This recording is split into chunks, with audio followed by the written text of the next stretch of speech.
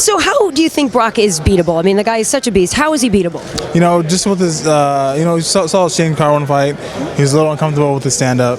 You know, we'll try to exploit that definitely. But we also know his game plan. He wants to rush in, wants to take us down, wants to be on top of us. Well, that's what I think. It seems like he likes to just get side control and then go to town. Yeah, that's definitely it. I mean, he's dangerous there, but we've worked on that, you know, numerous times, or it's worst case scenario kind of situations, and you know, we're comfortable in there. Obviously, you have a lot of knockouts on your record. Shane Carwin did too, and it seemed like he was hurting Brock for a while. But how do you think he's going to do against you as far as his chin? Do you think you're going to be able to damage him that way?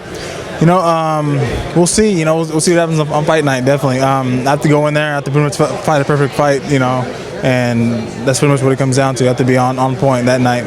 Everybody's saying that you're the guy right now who's got all the weapons in the arsenal who can take him down. I mean, do you feel that way? Do you feel like, you know, that you're the guy, the right man at the right time? I think it's my time, definitely. I think it's my time to get that belt, hold that belt for 4 years to come, yeah.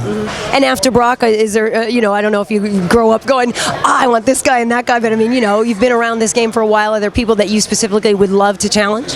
You pretty much know who's in line right now, but, you know, I can't think of that. I can't look past Brock. I have to think about Brock the whole time, and think about fighting him, you know, Saturday.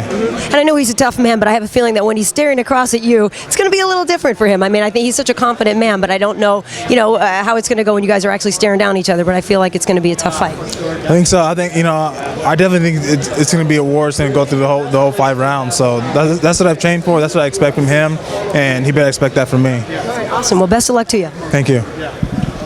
Talking now with Daniel Cormier, an Olympic wrestler who's been working with Cain Velasquez. So what have you been doing with him? What have you been drilling him on in order to face a man as big as Brock Lesnar?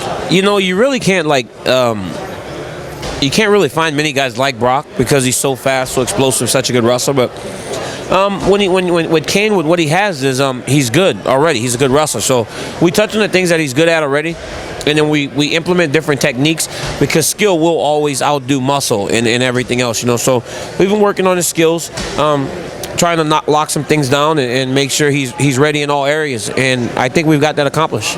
Yes, I didn't want to understate Brock's abilities by just saying he's a big man, but certainly his size does come into play. I mean, he wins fights by getting side control a lot of time and then just teeing off. Holding him down. Yeah, you know, he's big. He takes guys down, but what we're gonna do is we're gonna scramble. We're gonna make him wrestle, you know, and make him just fight in all positions, man. It's going to be a tough fight, long fight, and we're not going to lay under him, you know, like a lot of guys have done so far. We're going to kind of take the same approach Randy took and get right back up if he does take us down. So we're prepared for everything. We've trained hard, trained long, so like I said, you know, skills are going to overtake power a lot of times. So we've worked on the skills that we need to incorporate in this fight. Yeah, obviously coming out of AKA, you know that Cain's got stand-up. Mm-hmm. Oh, his stand-up is